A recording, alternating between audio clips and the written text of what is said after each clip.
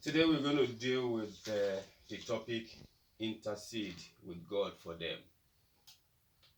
When we are in the church or wherever we find ourselves, we need to remember that there are other people around who really need our help. But before we go on, I would like us to go into the first book of Timothy, chapter 2, from verse 1 to 4. Can you please read? I exhort, therefore, that first of all supplications, prayers, intercessions, and giving of thanks be made for all men, for kings, and for all that are in authority, that we may lead a quiet and peaceable life in all godliness and honesty. For this is good and acceptable in the sight of God our Saviour, who will have all men to be saved and to come unto the knowledge of the truth. Thank you. From that passage that we have read, we can see what Apostle Paul was telling Timothy in his letter to him, that we really need to intercede for people around us, the king, the pastors, the reverends, the overseers, the husband in the house, the mother in the house, that is the wife. In our schools, we need to pray for our teachers, the principal, everybody around us. If you are in a place of work, you need to pray for your managers, supervisors, team leaders, because if you see these people, they carry a very big heavy burden of how to organize everybody and make sure that things going on very well. But when you you surround yourself with a lot of other people to help you in doing the running day-to-day activities of anything that God placed under your care, you will discover that it's not everybody that has the same mind as you have. And even sometimes you make a decision that some people might find very, very controversial. But in other words, we really need to be praying for them, because interceding is like interceding means to go in between two people or more. That is, you just intercede between people or parties where there is something going wrong, whether they are in the same agreement or not. You need to go in between, ask from left, right, and see who you can talk to make sure that things go normal. So this is what Paul is asking us there, that we need to be interceding for our kings and the leaders in our places, like in the church, pastor, the general overseer, the choir leader, everybody, the choristers, they all have people who are leading them. So we need to learn to pray for all these people, because they cannot do everything on their own. We really need to support them in every way. They are praying for us, but how many times do we remember to pray for them, intercede for them in the presence of God? Because this is exactly what we really need to do for each other. That way, we'll be able to put things right. In some of the stories in the Bible that my son read there, if you read earlier and further after then, you will see what is happening. Where the children of Israel, when they did some things wrong, Moses went to the mountain to speak to God, but before he come back, they've carved a golden image for themselves, and they were worshiping that golden image. When he came back, he felt very terrible, that what is going on? What are you people doing? And then he told them, you have already committed a great sin in the presence of God. And for this one, I need to intercede for you. But first of all, you all need to abandon those things, throw them away, and believe your God alone. And Moses had to go and intercede for them in the presence of God, to the extent that he even told God that, look, if you wouldn't listen to me and help them out, then it means I want you to remove my name from your book, so that I will not be part of this kind of thing. And God told him, okay, that's enough.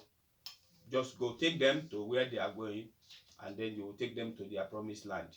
And these are the kind of things that we really need to do. Moses intercedes and God listens. So what are we going to be? We're supposed to be a prayer warrior for each other, intercede for each other. For the children, uh, dad or mom may be doing something that will feel, oh, why is mommy doing this one? Why is daddy doing this one? Do you remember to pray for them too? Because they are human beings like you.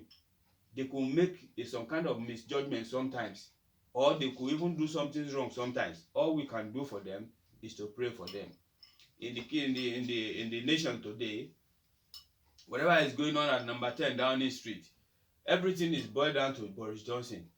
But we can help him one way or the other by praying for him to God. God, please give him wisdom to be able to understand how to run this nation so that we will all be in peace. Because when there is peace in the land, we all feel better. We all enjoy ourselves. But if there's no peace, what do we have? Nothing. Trouble, killings all over the places. Like in the case of Ukraine now. There was peace there before, but suddenly somebody said that there should be no peace there. So what do? We need to be praying for them. God intercede. We intercede between them and God, that God should help them to let this war be over. Those are the kind of things that we really need to be doing. And that is why we need to intercede, to be an intercessor ourselves, interceding for each other and interceding for the nation if possible too. So if we could go into the book of Exodus chapter 32 from verse 31. And Moses returned unto the Lord and said, this people have sinned a great sin, and have made them gods of gold. Yet now, if thou wilt forgive their sin, Keep and reading if up to not, 34. blot me, I pray thee, out of thy book which thou hast written. That's right. That's okay. So you see, that's what I was saying the other time around. That you see, he went to pray to God for them. That God, please forgive them their sins. They do not know what they are doing. They have cast out what they should not be doing. And then with his intercession for them in the presence of God, God was able to overlook what they have committed. Although if you read further around 35 of it, don't read it now, you will see where God still tell them that for what they do, he's still going to punish them. But for now, I leave them so that you can take them to the promised land where I promised them. And that is the whole thing.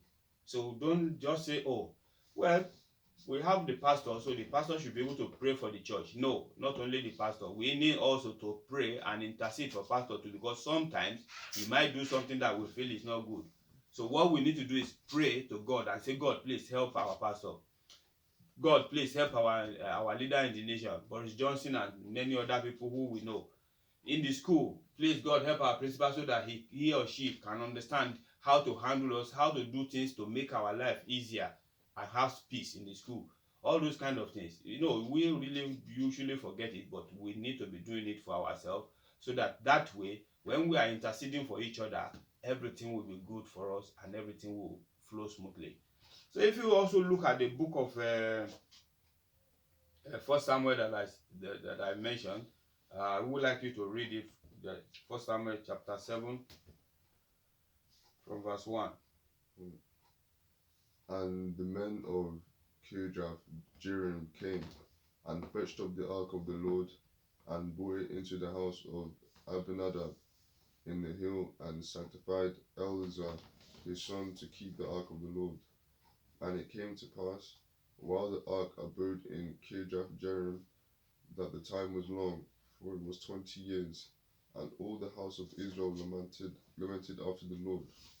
And Samuel spake unto the house of Israel, saying, If ye do return unto the Lord with all your hearts, then put away the strange gods and Ashtaroth from among you, and prepare your hearts unto the Lord, and serve him only, and he will deliver you out of the hand of the Philistines. Then the children of Israel did put away Baalim and Ashtaroth, and serve the Lord only. And Samuel said, Gather all Israel to Mizpeh, and I will pray for you unto the Lord. And they gathered together to Mizpeh, and drew water and poured it out before the Lord, and fasted on that day, and said, There we have sinned against the Lord. And Samuel judged the children of Israel in Mizpeh.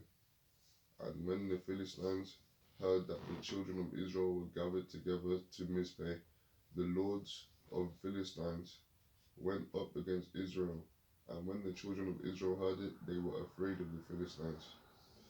And the children of Israel said to Samuel, Cease not to cry unto the Lord our God for us, that he will save us out of the hand of the Philistines.